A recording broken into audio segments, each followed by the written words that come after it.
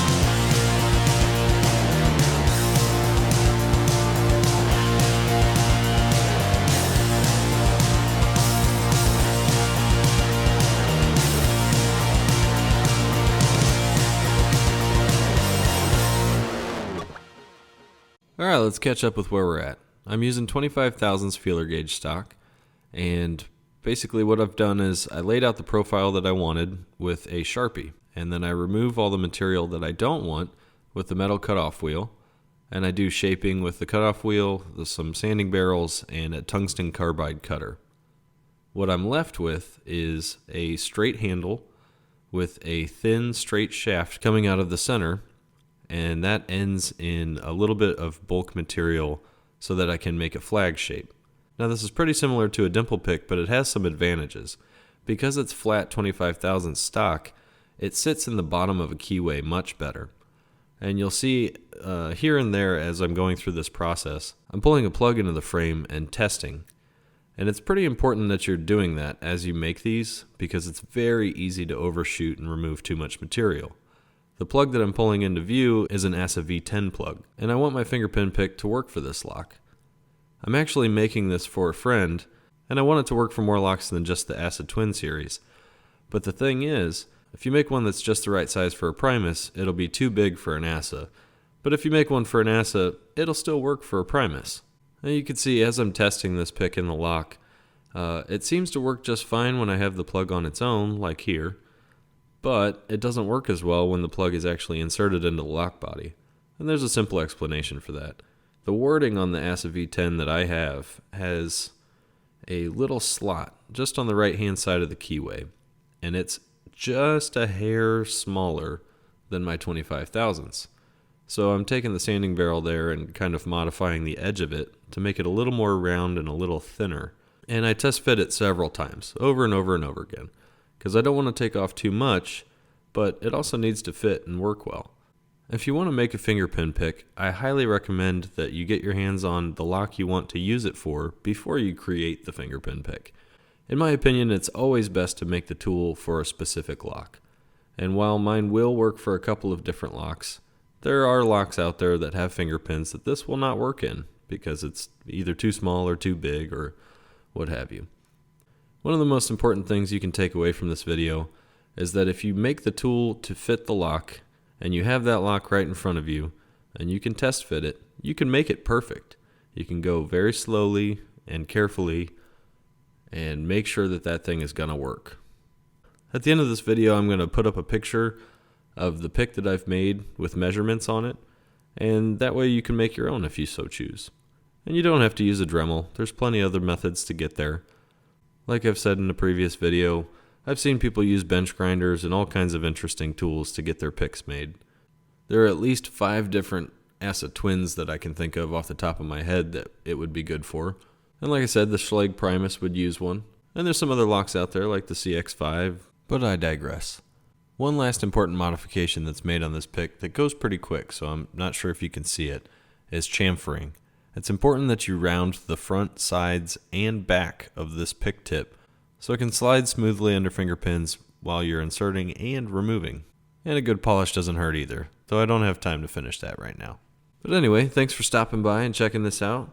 Please let me know in the comments if this was helpful for you. Definitely let us know in the comments if you have any ideas for future Fabrication Fridays, things that you want to see made, as I'm sure that one of us is capable of doing it. Come on back tomorrow for Slaying Saturday and watch a new member to our ranks slay the MT5 Plus. Happy picking!